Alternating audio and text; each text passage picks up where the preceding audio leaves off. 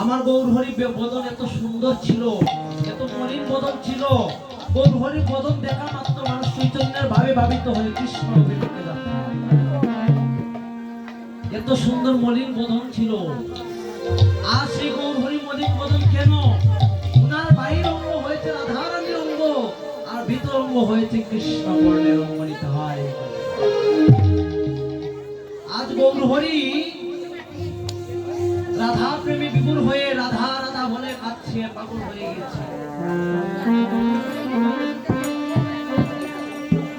বলে গৌরীদাস, তুমি যেভাবেই হোক আমার রাধা রানীকে আনিয়া দেখাও।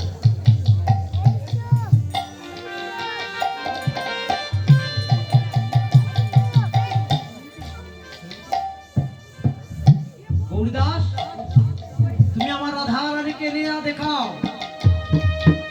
রাধা বিনা এই সংসারে আর থাকতে পারবো না, এই সেবার সময় থাকতে পারবো না।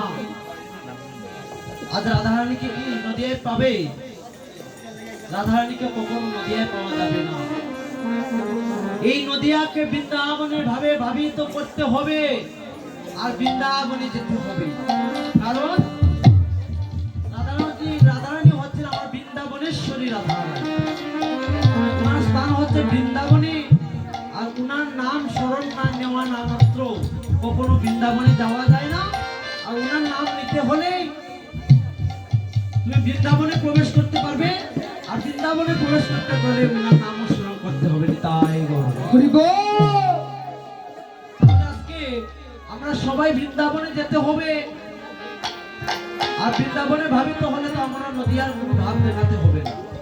আমরা বৃন্দাবনে ভাবিত হব তো বৃন্দাবনে ভাবিত হব। মায়েরা বৃন্দাবন দেখতে পারবো নি গমনি যাওয়া যাইব নি? এখান থেকে তো বিমান টিকিট করতে হবে। টাকা আছে নি? টাকা বৃন্দাবন দেখতে পারবো না। আপনারা তো দিকে শিখে দিচ্ছেন কখন যাইতাম নি? যাইতাম নি হোটেল আচ্ছা সবাই প্রেম সবাই রাধে রাধে যাইতাম না নি গো মারা বৃন্দাবন রাধা রানী নাম নিতে পারবো নি? কে কে নিতে পারবো? আত্মা দিয়ে সবাই আত্মতালি দিতেই ভাই। রাধা রানীর সামনে প্রতিজ্ঞা করছি। কে কে আত্মতালি দিব? আত্মা দেই। আমি যতক্ষণ পর্যন্ত আত্মতালি বন্ধ করছি না ততক্ষণ পর্যন্ত বন্ধ করতে পারবো। গাও গাও।